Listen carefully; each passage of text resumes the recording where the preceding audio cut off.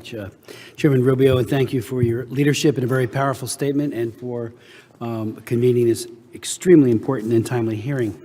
China, as we all know, has the world's largest number of Internet users, as well as the most sophisticated and aggressive Internet censorship and control regime. I would remind my colleagues that back on February 15th, 2006, I convened a hearing, the beginning of a series of hearings. This one was called The Internet in China, Tool for Freedom or Suppression. Well, the jury's in. It's not a tool for freedom. It's a tool for suppression. Yes, some people are able to communicate and bypass some of the regulators, the people who are ubiquitous in trying to uncover and to, unfortunately, hurt the human rights movement there. But it has become, especially under Xi Jinping, a tool for massive suppression. The Chinese government spends $10 billion on maintaining and improving their censorship apparatus. The U.S. government has an annual Internet freedom budget of $55 million, and Congress still has little idea as to how this money is being spent. And I know Ms. Lantos is shaking her head because she has raised this issue so many times in the past. Over the past year or so, Chinese companies were ordered to close websites and hosted discussions on the military history and international affairs and crack down on illegal VPNs. Apple was forced to remove VPNs from China's App Store. New regulations were announced restricting anonymity online, and the Chinese government rolled out impressive new censorship technologies, censoring photos in one-to-one WeChat discussions and disrupting WhatsApp. Beijing has also deployed facial, as you pointed out, Mr. Chairman, and voice recognition, artificial intelligence, and other surveillance technologies throughout the country, but particularly targeting the Uyghur ethnic minority, where between 500 to 1 million Uyghurs have been detained arbitrarily. The Chinese government and the Communist Party's attempt to enforce and export a digital authoritarianism poses a direct threat to Chinese rights defenders and ethnic minorities, and poses a direct challenge to the interests of the United States and the free international community. The U.S. must recognize that we are engaged in a battle of ideas in a revitalized dictatorship, online, in the marketplace, and elsewhere, and we need to up our competitive strategies and our game to meet this very, very serious challenge. The administration's national security strategy says quite clearly that the Chinese government and the Communist Party, along with Russia, seek to, quote, challenge American power, influence, and interests, attempting to erode American security and prosperity. They are determined to make economies less free and less fair, to grow their militaries, and to control information and data to repress their societies and expand their influence.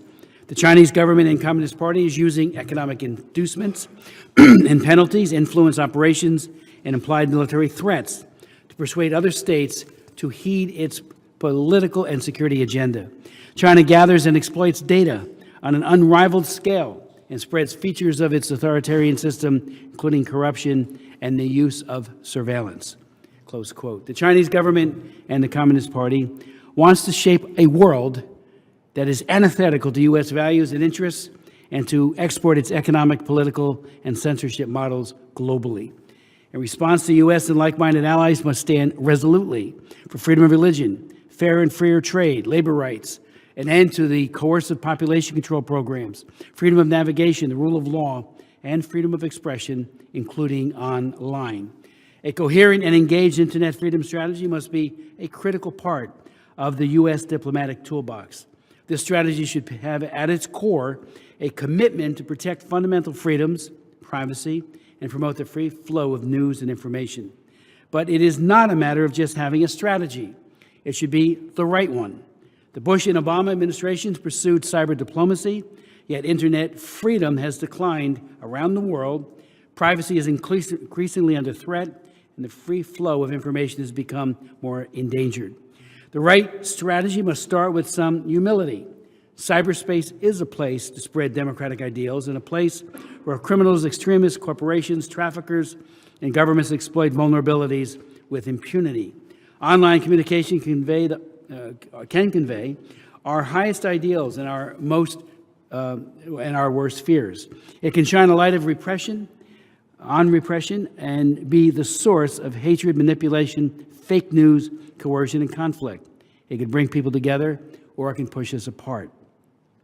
Despite all of this, I agree with the NSS's conclusions, which says the internet is an American invention, and it should reflect our values as it continues to transform the future for all nations and all generations. A strong, defensible cyber infrastructure fosters economic growth, protects our liberties, and advances our national security. Central to a revitalized U.S. internet freedom strategy should be a priority to open gaping holes in China's Great Firewall.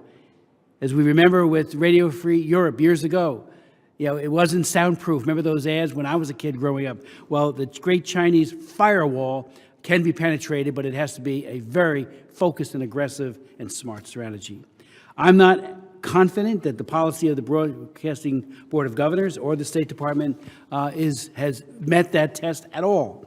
I think there are certain goals we should prioritize in our internet freedom strategy, which would include: 1, China's netizens require easy, reliable, and free access to uncensored information through anti-censorship technologies so that anybody can freely assess information regardless of their technical ability.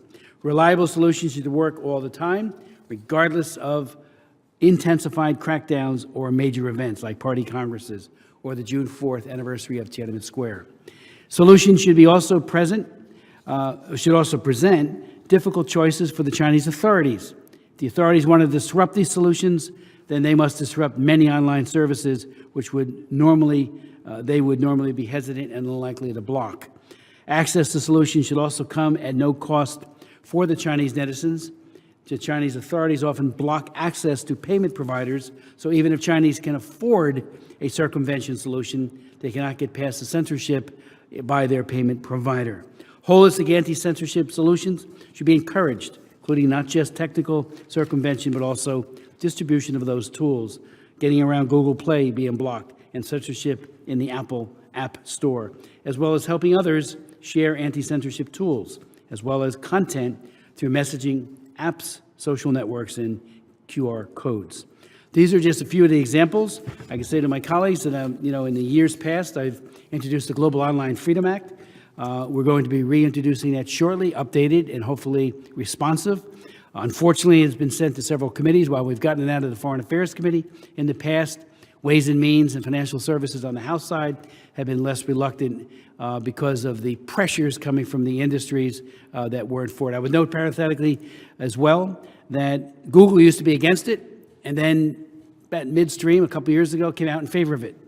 So hopefully there is hope that we'll get some support there. But above all, I think we just need to pass that or something like it in the very near future. I yield back, and I thank you.